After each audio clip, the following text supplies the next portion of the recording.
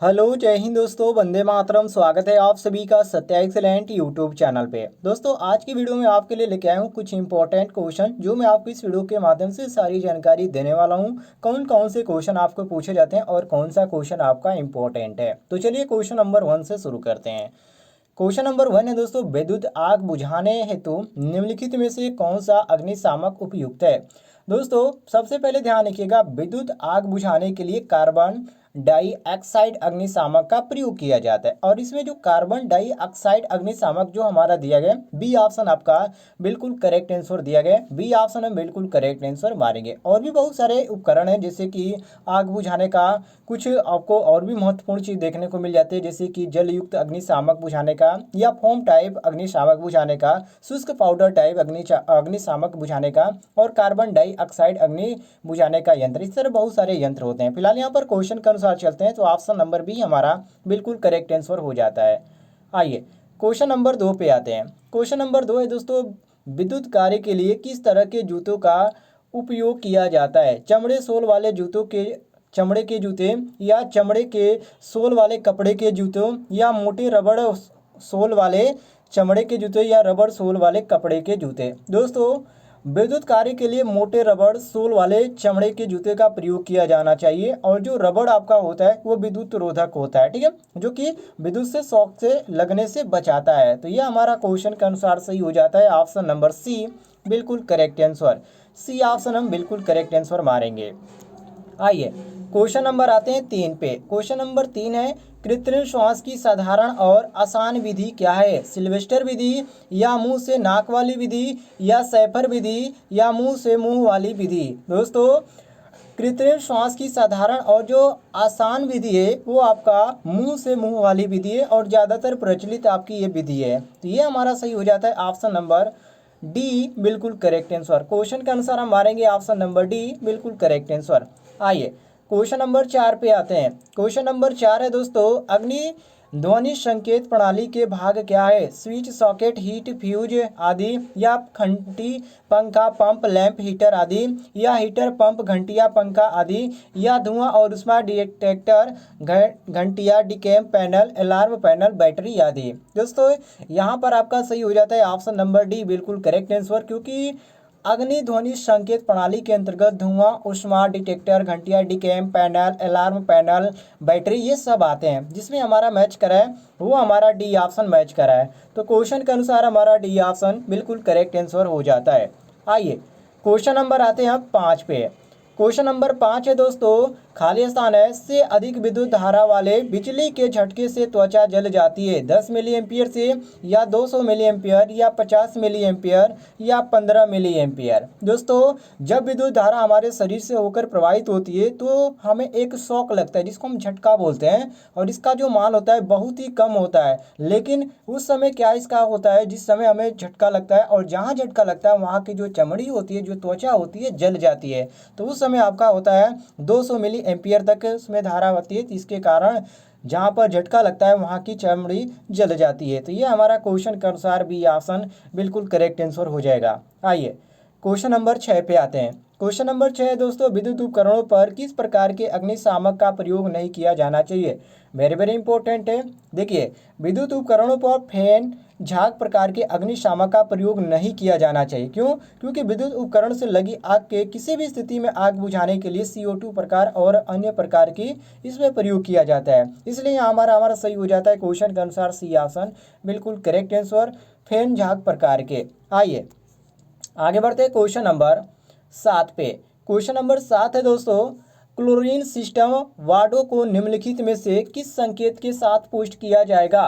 केवल प्रवेश प्रतिबंधित करने के लिए, या केवल स्वास्थ्य के खतरे की चेतावनी के लिए, या आग और विस्फोट के खतरों के लिए, या डी ऑप्शन दिया गया प्रवेश को प्रतिबंधित करने और स्वास्थ्य के खतरे को चेतावनी देने के लिए, और आग विस्फोट के खतरे की चेतावनी के लिए। तो यहाँ पर क्वेश्चन नंबर 7 में हमारा जो सही हो जाता है ऑप्शन नंबर डी बिल्कुल करेक्ट आंसर हो जाता है, जो कि यहाँ पर हमारा मैच कर रहा है डी ऑप्शन। क्यों क्यों हम यहाँ पर डी ऑप्शन मारेंगे? क्योंकि क्लोरीन सिस्टम जो आपका होता है उसमें आवरण को प्रवेश करने को प्रतिबंधित करने का और स्वास्थ्य के खतरे को चेतावनी देने का, इसमें या आग विस्फोट जो हो जाता है उसकी खतरे का चेतावनी देने के लिए प्रयोग किया जाता है। तो ये हमारा क्वेश्चन के अनुसार डी ऑप्शन बिल्कुल करेक्ट आंसर हो जाता है। आइए क्वेश्चन नंबर आते हैं हम 8 पे। क्वेश्चन नंबर 8 है दोस्तों, कह रहा है क्वेश्चन कि किसी अस्पताल की अनिवार्य विद्युत प्रणाली में निम्नलिखित दो अलग अलग प्रणालियों में से कौन सा होना चाहिए। इसमें आपका कई प्रणाली का नाम दिया गया है, लेकिन किसी भी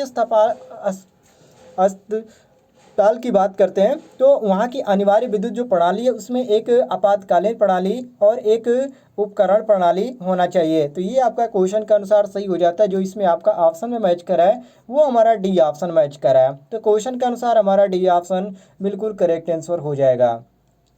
आइए क्वेश्चन नंबर आते हैं 9 पे। क्वेश्चन नंबर 9 है दोस्तों, विद्युत धारा घटना के लिए कौन सा भाग जिम्मेदार है? पैरा विद्युत या विद्युत रोधक या धातु या आवेश। दोस्तों विद्युत धारा घटना के लिए प्रवेश जिम्मेदार है, आवेश जिम्मेदार है। और किसी भी विद्युत परिपथ में इलेक्ट्रॉन या आवेश के प्रवाह की दर को हम क्या बोलते हैं? विद्युत धारा बोलते हैं। तो ये हमारा क्वेश्चन के अनुसार सही हो जाता है। ऑप्शन नंबर डी बिल्कुल करेक्ट आंसर, डी ऑप्शन हम करेक्ट मारेंगे। आइए क्वेश्चन नंबर आते हैं 10 पे। क्वेश्चन नंबर 10 है दोस्तों, तेल ग्रीज पेंट से लगने वाली आग खाली स्थान के रूप में वर्गीकृत की जाती है। क्लास बी की या क्लास डी की या क्लास सी की या क्लास ए की।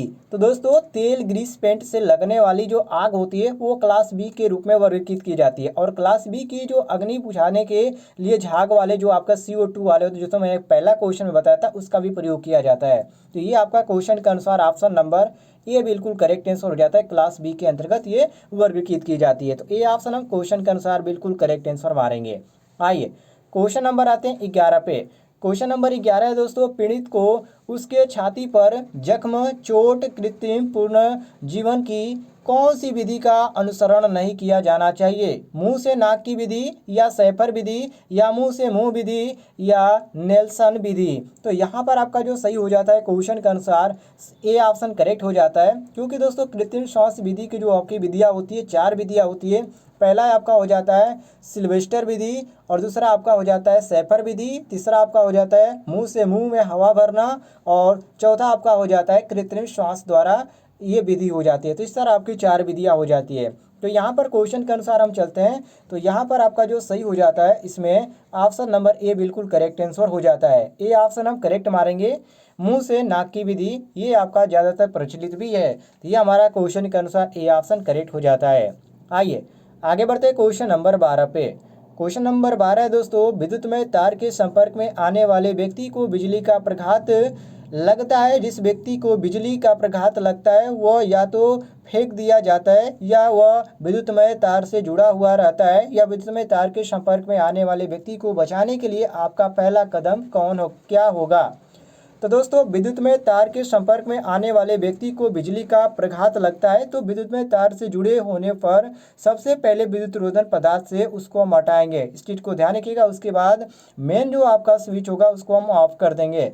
तो यहाँ पर हमारा जो सही हो जाता है क्वेश्चन के अनुसार option number D correct answer हो जाता है। लकड़ी की छड़ी का प्रयोग करें और अलग करेंगे, मतलब कि कोई भी वो आपका होना चाहिए, विद्युत का रोधन होना चाहिए, चाहे लकड़ी हो गया या आपका रबड़ हो गया, किसी भी चीज़ से आप उसको हटा सकते हैं।